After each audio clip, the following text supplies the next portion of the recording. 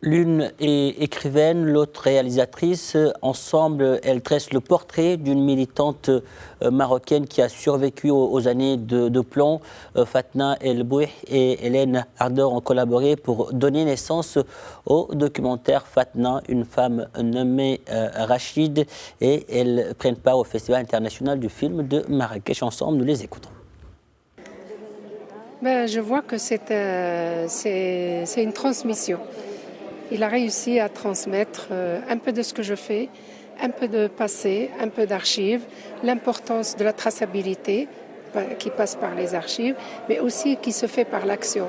Parce qu'aujourd'hui, on travaille sur le changement et on fait de l'action qui a besoin de se passer, mais qui le dépasse. Voilà. En ayant gardé toutes ces archives, tous ces films, tous ces petits cahiers, toutes ces petites notes, vous imaginez un jour ça allait être un film? Non, c'était pas dans cette vision. C'est parce que dans la prison, quand on est privé de liberté, tout ce qui se passe là-bas est important. Comment l'être humain, et surtout quand il est jeune et quand il a des idées, quand il est engagé, comment il fait face à l'incarcération, comment il fait face à la privation de la liberté et comment il s'engage autrement sur la préservation et sur la traçabilité. C'est raconter ce qui se passe en prison parce qu'il est tellement important et ça fait partie de la survie. Comment on survit?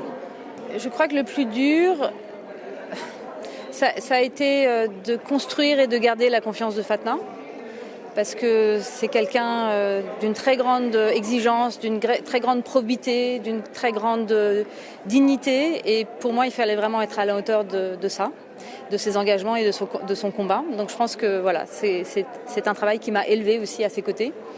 Je pense aussi que le plus dur, c'est évidemment de se faire accepter et d'avoir accès à des endroits qui sont rarement filmés. Je pense notamment à tout le travail que Fatna fait en prison au Maroc, notamment le festival pour les détenus mineurs de la prison d'Okacha, que j'ai eu la chance de documenter année après année. Voilà, ça c'était un travail assez éprouvant, assez difficile de voir tous ces jeunes au Maroc détenus et qui ont peu accès à des activités autres que simplement ce que le carcéral peut proposer. Et c'est vrai que grâce à Fatna, il y a comme ça un endroit de liberté, d'expression et de connaissance qui peut advenir dans ces endroits d'enfermement. Donc ça, c'était aussi quelque chose de très émouvant à voir et à suivre.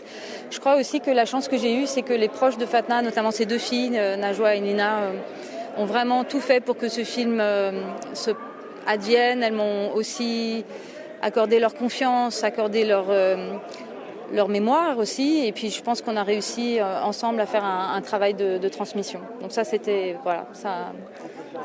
Pour moi, c'est une immense fierté en fait qu'on a réussi à faire ce film ensemble. Et je remercie aussi Fatna pour tout ce qu'elle m'a transmis du Maroc.